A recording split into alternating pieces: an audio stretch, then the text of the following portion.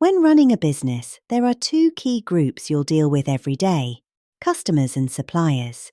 Customers are the people or other businesses who purchase your goods or services. Some customers pay right away. These are called cash customers. Others might be given a bit of time to pay. These are known as credit customers.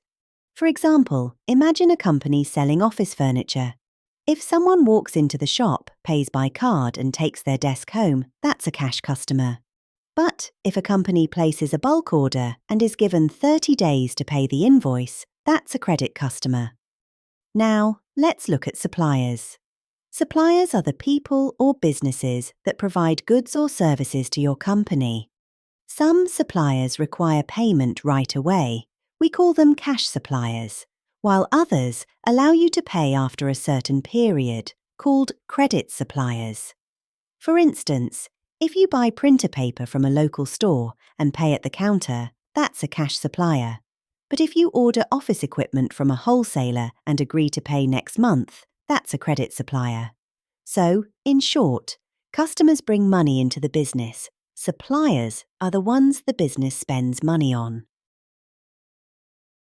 Every business stands in the middle of two flows: money coming in from customers and money going out to suppliers.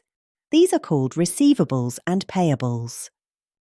Receivables represent the amounts that customers still need to pay the business for goods or services they've received on credit. Think of it like this: when your business makes a credit sale, you've earned income but haven't yet received the cash. The customer now owes you, so the business records this as receivables. Imagine your business sold 50 bike helmets to a retailer with 30-day payment terms. Until they pay the invoice, that amount is part of your receivables, money you expect to come in soon. On the other side, we have payables. This refers to the money that the business itself owes to its suppliers for goods or services bought on credit. When a company makes a credit purchase, it receives the goods first and agrees to pay later.